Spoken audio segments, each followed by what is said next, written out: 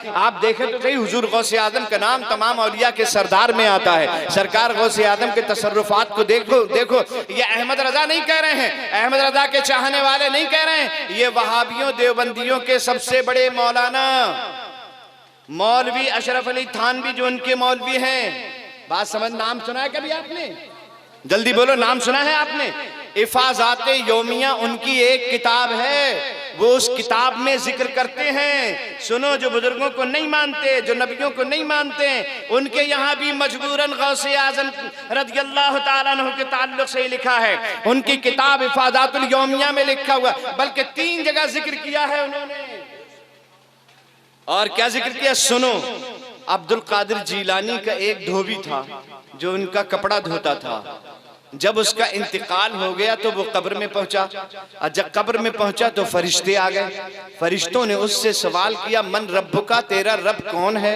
तो वो कहने लगा, मैं तो गौसे आजम का धोबी हूं, मैं तो गौसे आजम का धोबी हूं। जल्दी बोलो, मैं तो गौसे आजम का धोबी हूं। काश हम लोगों की जुबान पर भी यही आ जाए, मैं तो गौसे आजम का दीवाना हूं, मैं तो गौसे आजम का। फरिश्तों का मन रब्बुका, तेरा रब कौन है? मैं तो गौसे आजम का धोबी हूं। ये क्या जवाब है नहीं? माँ दीन का, तेरा दीन क्या? मैं तो गौसे आजम का धोबी हूं। माँ कुंता तक़ूलु फी हक़्क़ि हाज़ा रजुल, नबी के बारे में तेरा क्या अकीदा है? क्या अकीदा था दुनिया में? मैं तो गौसे आजम का धोबी हूँ। मौलाना अशरफ अली थानवी जो देवबंदियों वहाबियों के बड़े मौलाना हैं, वो कहते हैं कि जब उससे सवाल कब्र में हो रहे थे तो अब्दुल कादिर जीलानी उसकी कब्र में पहुंच जाते हैं।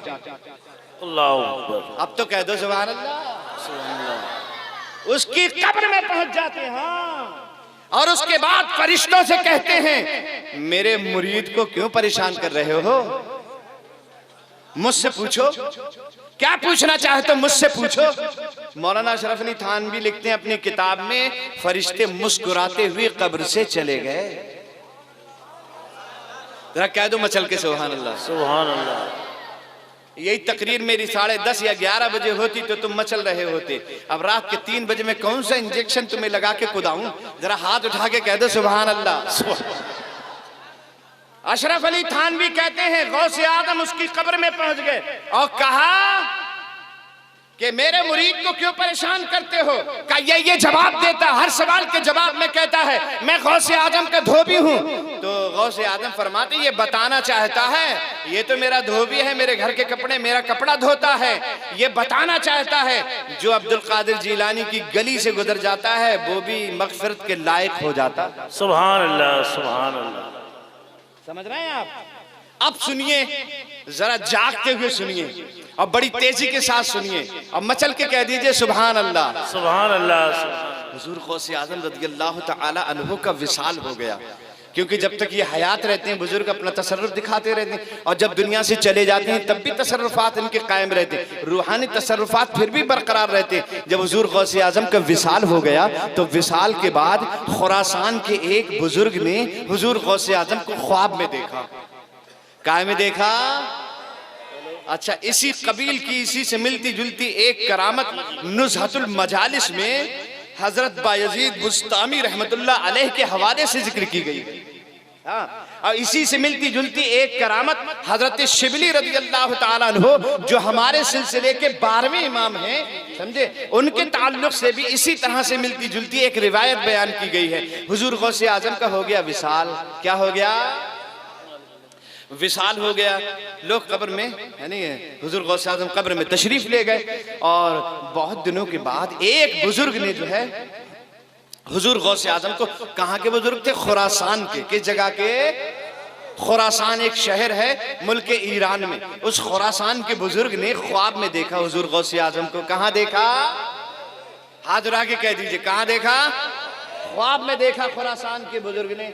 और जैसी गौसे आजम ख्वाब में नजर आए, खुरासान के बुजुर्ग बोले, अस्सलामु अलैकुम या अब्दुल कादिर जीलानी।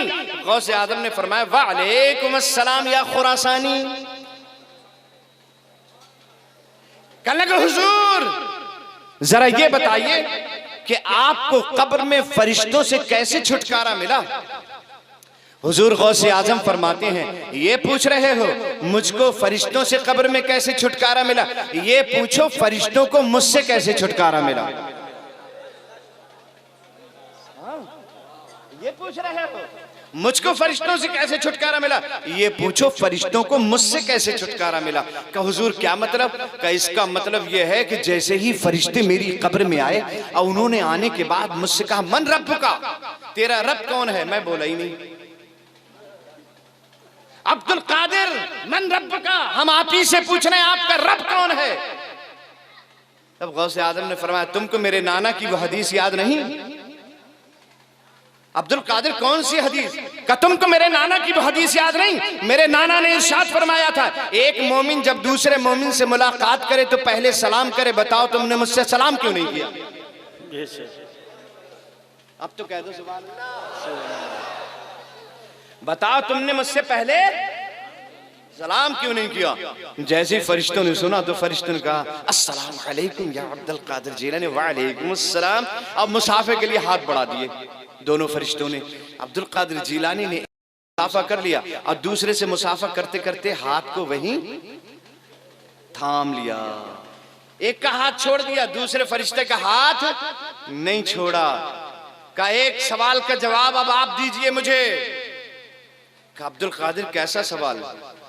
का ये बताइए, जब मेरे रब ने फरमाया था इन्नी जाइलुन फिल अर्दे खलीफा, मैं जमीन में अपना नाइब उतारने वाला हूँ, जमीन में अपना खलीफा भेजने वाला हूँ, तब तुमने ये क्यों कहा था? कालू अतजअलु फीहा मैं यफसुदु फीहा व यस्फिकु दिमा।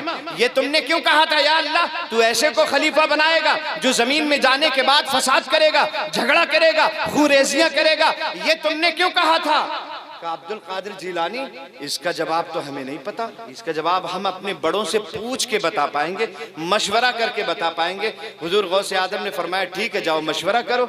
अब फरिश्ता, एक फरिश्ते को अब्दुल कादिर जीलानी छोड़ नहीं रहे थे और एक को छोड़ दिया था, तो वो गए फरिश्तों से मशवरा किया और कहा अब्दुल कादिर जीलानी ने ये सवाल कर दिया है और ये पूछा है कि रब ने जब कहा था कि मैं अपना नायब उतारने वाला हूँ जमीन में, तब तुमने ये क्यों कहा था?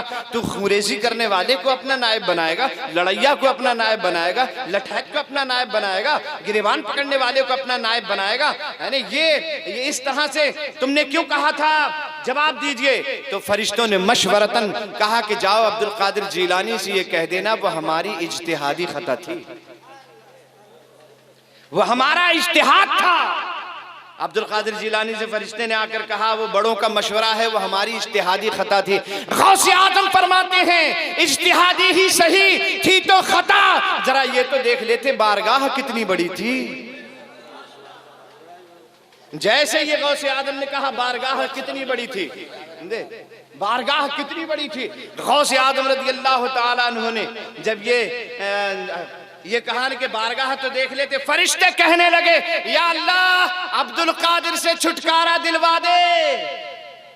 रब ने फरमाया फरिश्तों ठीक है, मैं अपने बंदे अब्दुल कादिर जीलानी से खुद ही बात किए लेता हूँ। ए अब्दुल कादिर जीलानी, फरिश्तों को छोड़ दीजिए। अब्दुल कादिर जीलानी ने अर्ज किया या अल्लाह मैं इन्हें नहीं छोड़ सकता। का अब्दुल कादिर जीलानी क्यों नहीं छोड़? ये वही नाज़ो नियम वाले हैं जिनके बारे में आला हजरत फरमाते हैं कसमें दे दे के खिलाता है पिलाता है तुझे।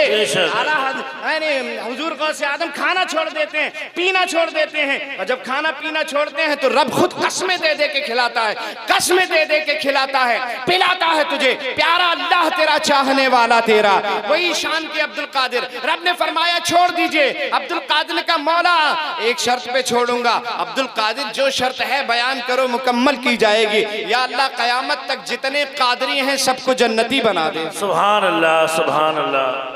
रब ने फरमाया ए अब्दुल कादिर जीलानी, सिर्फ कादरी ही नहीं, सिर्फ आपका मुरीदी ही नहीं, सिर्फ आपके सिलसिले वाला ही नहीं, सिर्फ आपके नाम पे 11वीं की देगे पकाने वाला ही नहीं, सिर्फ आपके नाम पे जुलूस निकालने वाला ही नहीं। ए अब्दुल कादिर जीलानी, जिंदगी में एक मर्तबा अगर काफिर भी आपका नाम ले लेगा तो मरने से पहले हम उसे तौबा की तौफीक अता फरमा देंगे। सुभान अल्लाह, सुभान अल्लाह।